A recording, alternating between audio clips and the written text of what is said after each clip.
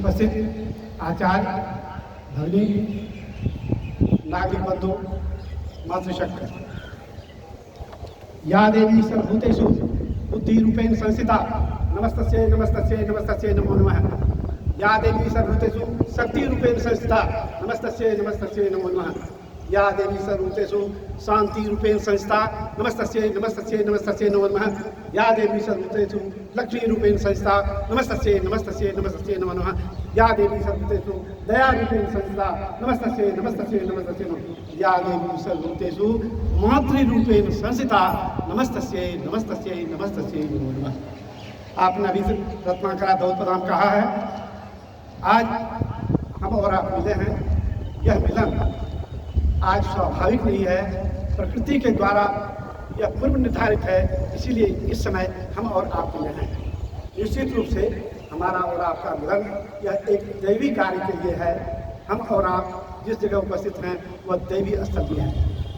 आज चंपा के नगर चौक पर स्थापित इस शिशु वाटिका से लेकर के पुरंदर बाजोरिया से लेकर के गणपतराय सलारपुरिया से लेकर के पुरंदर बाजोरिया महाविद्यालय में आपका हम अभिनंदन करते हैं, वंदन करते हैं, स्वागत करते हैं, नमन करते हैं। अब प्रणम, यह भूमि अर्पण की भूमि है, तर्पण की भूमि है, समर्पण की भूमि है। यह भूमि जो है वह प्रणम है, नमस्य है, स्वागत योग्य है। निश्चित रूप से यह भूमि आपके लिए, हमारे लिए यह नमस्कार के योग्य है। हम आपसे इतनी ही बातें कहेंगे। यह आप चंपा में आए हैं। चंपा इसका एक अर्थ था, इसका एक महत्व था, इसका एक हित था। ऐसे ही चंपा से आप संदेश लेकर के जा रहे हैं और यहाँ आप अपनी क्षमता का जो है आपने प्रदर्शन किया। अपनी कुछ बातें कहने के पहले आज जो यह कार्यक्रम हुआ है उस कार्यक्रम के बारे में मैं आपको कुछ कह दूँ। यह मेरा उत्तरदायित्व भी है। निश्चित रूप से यह आज का कार्यक्रम बहुत ही सुंदर है, आकर्षक है, लुभावना है, लोगों पर प्रभाव डालने वाला है, लोगों को संदेश देने वाला है, लोगों को उस राह पर चलने के लिए करने के लिए तैयार है। निश्चित रूप से आपका यह चाहे यह वह गीत रहा हो या फिर जय जय हो महिषासुरमर्दिनी यह हो, फिर आपका जो है चाहे गीत योग ही क्यों न हो, यह सुंदर है, क्रियात्मक है, शारीरिक सौष्ठव की दृष्टि से, शारीरिक सौंदर्य की दृष्टि से भी यह पूर्णतः है। जब तक यह व्यायाम से संबंधित नहीं होगा, यह संपूर्ण शरीर नहीं होगा, तब तक मनुष्य का संपूर्ण विकास संभव नहीं है। एक बात और जो है, निश्चित रूप से आप इसे प्रतिदिन अपने जीवन में थोड़े ही समय के लिए कम से कम आप लगाएंगे तो आपके लिए यह बहुत ही लाभदायक होगा। अब इन सारी बातों के बाद मैं निश्चित रूप से आपको कहूँगा कि विद्या भारती जो है वह आनंद का अक्षय स्रोत है। यह स्रोत कभी झूठ समाप्त होने वाला नहीं है। यह अक्षय स्रोत कहाँ से आया, कैसे आया, किस रूप में आया, जरा उसकी चर्चा मैं आपके सामने करता हूँ। समय अभाव है, इसलिए सिर्फ मूल बातें ही मैं कहूँगा आपसे। आज से 150 वर्ष पहले आज हिंदुस्तान में एक प्रदेश बहुत ही महत्वपूर्ण है। वह प्रदेश है महाराष्ट्र। महाराष्ट्र कल भी महत्वपूर्ण था और आज भी मैं देखता हूँ मेरे सामने जो है यह मेरे सामने हिंदू स्वातंत्र सूर्य शिवाजी की रचना है। उस दृष्टि से भी और राजनीतिक दृष्टि से भी मैं कह रहा हूँ कि महाराष्ट्र निश्चित रूप से जो है वह आगे चल रहा था। वैसे ही महाराष्ट्र में एक परिवार था, बहुत ही गरीब परिवार था। किसी प्रकार से भोजन संपन्न हो जाता था।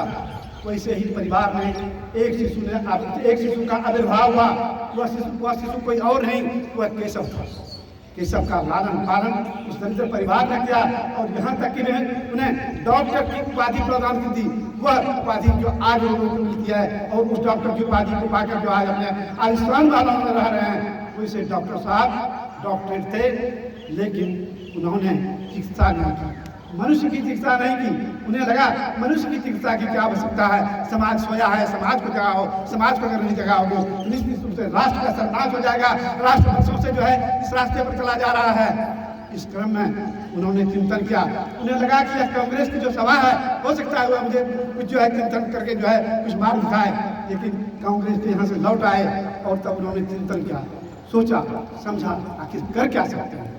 तो उन्हें लगा कि संगठन करके जो है इस चीज किया जा सकता है, और मात्र कुछ बालिकाओं के साथ उन्होंने संगठन प्रारंभ कर दिया।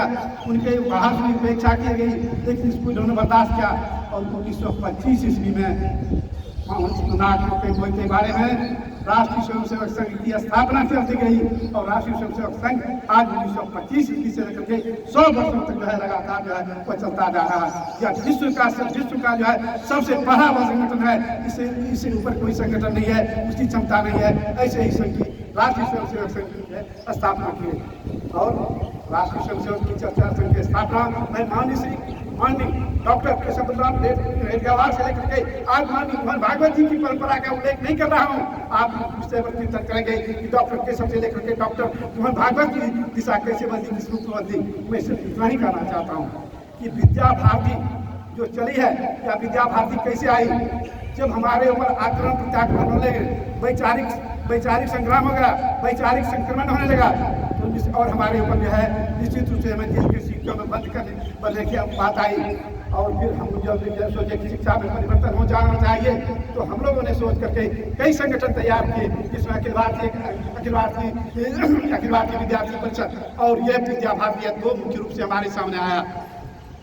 यह यात्रा वैचारिक यात्रा 1952 से नहीं चली, यह वैचारिक यात्रा 1925 से चली है। यह अलग बात है कि वह वैचारिक यात्रा का पड़ाव 1952 ईस्वी में जो है आया, और तब हम जो है विद्या भारती के रूप में सामने आए, और विद्या भारती का यह रूप, यह प्रारूप जो है वह चलते हुए आया। इस पृथ्वी पर या इस मिट्टी पर 1977 ईस्वी 78 ईस्वी में आकर के विद्या भारती का यह शिशु वाटिका माननीय पूरन मलवाजोरिया जी ने जैसे शिशु वाटिका के लिए स्थान दिया और इस भवन का निर्माण किया। आज यह शिशु वाटिका से लेकर के महाविद्यालय तक है। मैं अपने अधिकारियों से आग्रह करता हूँ, आग्रह मैंने पहले भी किया है कि भागलपुर में जो है निश्चित रूप से विश्वविद्यालय का निर्माण होना चाहिए। यह कुछ अधिकारियों से भी नहीं हो पाया है। संगठन में इनकी बात चली थी, रुक गई है। आगे मैं प्रयास करूंगा, लोगों से कहूंगा कि यहाँ विश्वविद्यालय की स्थापना होनी चाहिए। हमारे पास किसी चीज की कोई कमी नहीं है, क्षेत्र और स्थान और साधन की भी कमी नहीं है। अब इन सारी बातों के बाद हम विद्या भारती क्या है, सिर्फ आपको यह कहना चाहते हैं, विद्या भारती कुछ नहीं, विद्या भारती एक संगठन है। यह जीवंत संगठन है, वैचारिक संगठन है, यह जो है संस्कार देने वाला संगठन है, यह भाव देने वाला संगठन है।